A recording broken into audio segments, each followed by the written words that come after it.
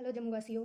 Junior assistant JKSSB का exam हो चुका है और काफ़ी नेगेटिव रिव्यूज़ हैं इस पे। कुछ लोगों का कहना है कि एग्ज़ाम काफ़ी टफ़ था और हमसे ये नहीं हो पाया। कंप्यूटिंग सेक्शन थोड़ा ज़्यादा टफ़ पूछ लिया था, बाकी के थोड़े क्वेश्चंस इजी थे जो हमने कर लिए। हमने भी सोचा कि इसका एक बार थोड़ा एनालिसिस करके देखें कि ये किस टाइप का क्वेश्चन पेपर है। हेलो गाइस, आइए जेकेएसएसबी का एनालिसिस करते हैं थोड़ा। इसका मैथ क्वेश्चन तो काफ़ी अच्छा था, math and reasoning question.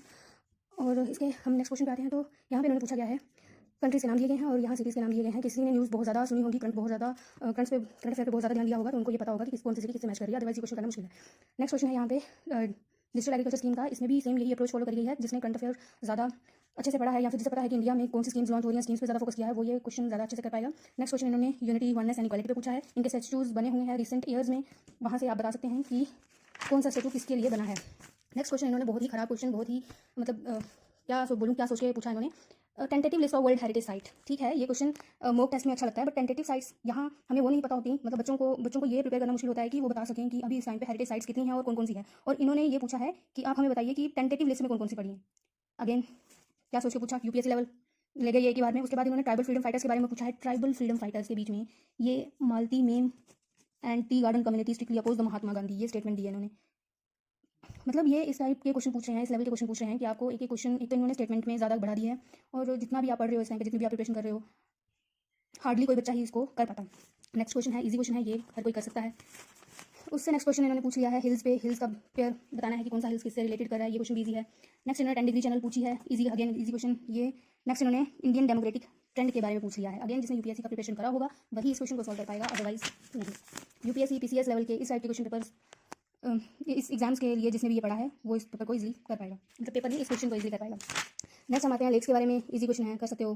Köppen climate type, again यहाँ तो आपको बहुत अच्छे से प्रिपेयर करना पड़ेगा, क्लास 12 का, क्लास 11th की ज्योग्राफी का। अगर आप इतना भी नहीं कर पा रहे हैं तो आपको एक जीसी लियोन की बुक आती है जो कि पीसीएस लेवल में बहुत ज़्यादा काम आती है। तो आई थिंक ये क्वेश्चन इन्होंने वहाँ से पूछा है। बाकी मुझे कोचिंग इंस्टीट्यूट का पता नहीं है, उन्होंने हो सकता है कि ये क्वेश्चन कुछ बच्चों को कराया हो, बट हाँ जो लोग खुद से प्रिपेयर कर रहे हैं, खुद से एफर्ट्स कर रहे हैं ये एग्जाम निकालने के लिए और दिन रात एक कर रहे हैं, उनके लिए उन्हें थोड़ा और अच्छे से पढ़ना पड़ेगा। नेक्स्ट क्वेश्चन हम आते हैं national waterways, Indian national waterways आप करेक्ट, कौन कौन सा इसमें करेक्ट है। चलिए जी, वाटरवेज पे भी आ गया। वाटरवेज पे भी आपको फोकस करना पड़ेगा कि कौन सा कहाँ पे वाटर के थ्रू रास्ते जाते हैं, क्या है। अगेन इसके बाद है 33rd क्वेश्चन, सिंपल क्वेश्चन है, कर सकते हैं। नेक्स्ट क्वेश्चन है बहु फॉर इन जम्मू, सिंपल है, कर सकते हैं।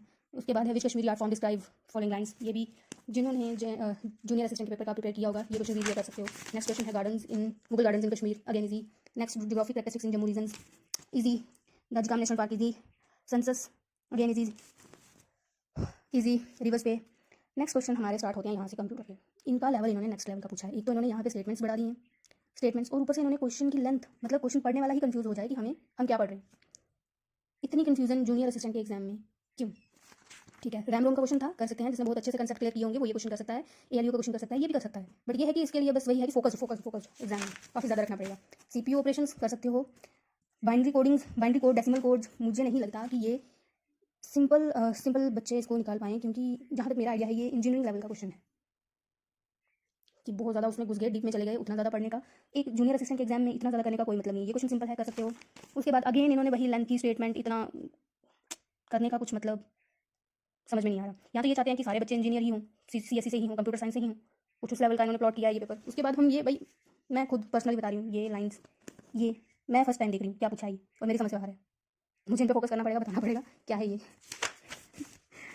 नेक्स्ट क्वेश्चन है इसका वैलिड मेथड एंड डेडलॉक। ठीक है, ये भी अगेन आपका decrease the CPU priority for all process, preempt resource for one process and allocate to another process. ये इंजीनियर सीएससी लेवल के क्वेश्चन है। क्या क्वेश्चन पेपर डाला है ये। Real time, multiple real time and user level process.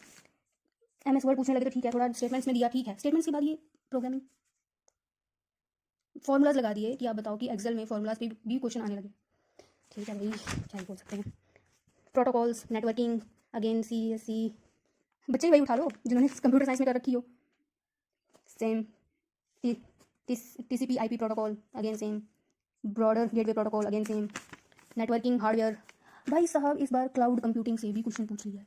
Cloud computing मतलब ये यही लोग बताएं कि ये एक बीए के बच्चे के लिए पॉसिबल है करना, या फिर किसी अदर फील्ड के बच्चे के लिए ये पॉसिबल है करना। एक जूनियर असिस्टेंट का एग्जाम ही वो देने जाए, उसके लिए पॉसिबल है ये करना। आगे स्टार्ट होता है आपका इंग्लिश का क्वेश्चन। ये तो इजी पैटर्न था, बस ये था ओवरऑल वैसे तो ज़्यादा डिफ़िकल्टी नहीं है इस पेपर को सॉल्व करने के लिए, ज़्यादा कुछ हार्ड भी नहीं था, बट हाँ, जिन लोगों ने इस लेवल का प्रिपेयर किया है, उनके लिए डिफ़िकल्टी है। क्योंकि ये क्वेश्चनिंग इन्होंने करी गई है, इस बार जूनियर असिस्टेंट के एग्ज़ाम में इन्होंने लेवल को हाई कर दिया है। जो ये सिंपल क्वेश्चन पूछते थे, टू द पॉइंट क्वेश्चन पूछते थे, अब ये स्टेटमेंट्स में पूछने लगे हैं, लेंथी स्टेटमेंट्स में पूछने लगे हैं, जो कि अच्छी बात भी है। बट अब जो लोग खुद से प्रिपेयर कर रहे हैं, उनके लिए डिफ़िकल्टी है। जो लोग मतलब जिनका फर्स्ट अटेम्प्ट था, उनको वो कुछ पुराने पेपर्स देख के गए होंगे कि हाँ, इस लेवल का क्वेश्चन आता है, पैटर्न चेंज है। इन्होंने बिल्कुल अलग कर दिया है, ओनली 1, ओनली 2 इस टाइप के क्वेश्चन पूछ लिए हैं। बट ये जो पैटर्न चेंज हुआ है, उन्हें ये पता होना चाहिए कि 2-3 सालों से ये हर एग्ज़ाम इसी टाइप से पूछ रहे हैं। 2-3 सालों से इनका पैटर्न यही चल रहा है हर एक एग्ज़ाम में।